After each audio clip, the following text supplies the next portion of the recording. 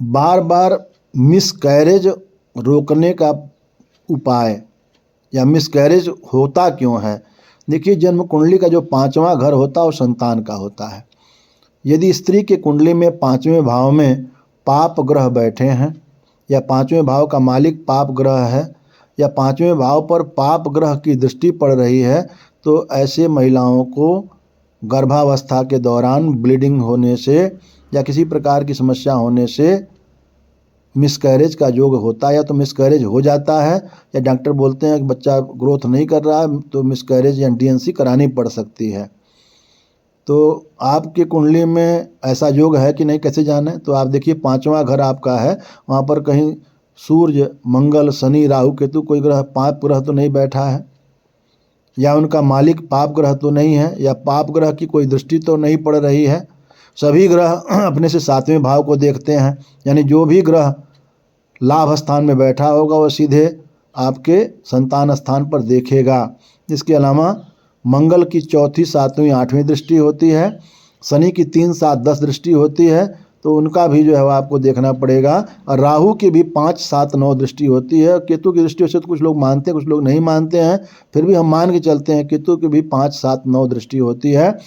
तो देखना पड़ेगा कि आपके कुंडली में संतान स्थान पर कितने पाप ग्रह बैठे हैं, कितने पाप ग्रह देख रहे हैं, तो उतने संतान के क्षीण होने की, बाट होने की संभावना रहती है। और अपने हस्बैंड की कुंडली को भी देखिए, अगर आपकी कुंडली ऐसे योग नहीं है, अगर आपके हस्बैंड की कुंडली में 5म भाव में पाप ग्रह बैठे हैं या 5म भाव को जितने पाप ग्रह देखते हैं, तो उतने जीवन में ब्रेकअप भी होने की संभावना रहती है और उतने ही मिसकैरेज की संभावना होती है। करना क्या है कि जब गर्भ स्टार्ट होता है, प्रेगनेंसी स्टार्ट होती है, तो गर्भ रक्षा यंत्र होता है।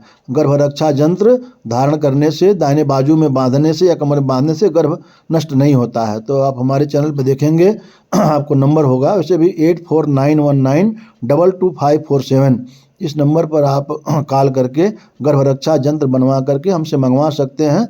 मामूली फीस पर आपको सिद्ध प्रतिष्ठा करके दे दिया जाएगा, गर्भ आपका नष्ट नहीं होगा।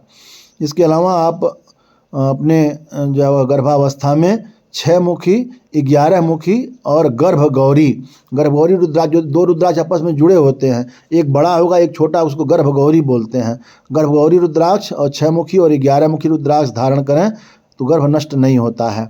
और बाकी मंगलवार का व्रत कर सकते हैं। और एक गर्भ रक्षा अंबिका स्तोत्र है, उसका पाठ करने से भी गर्भ रक्षा होती है। आप कहेंगे तो मैं वो स्तोत्र भी आपको भेज दूंगा।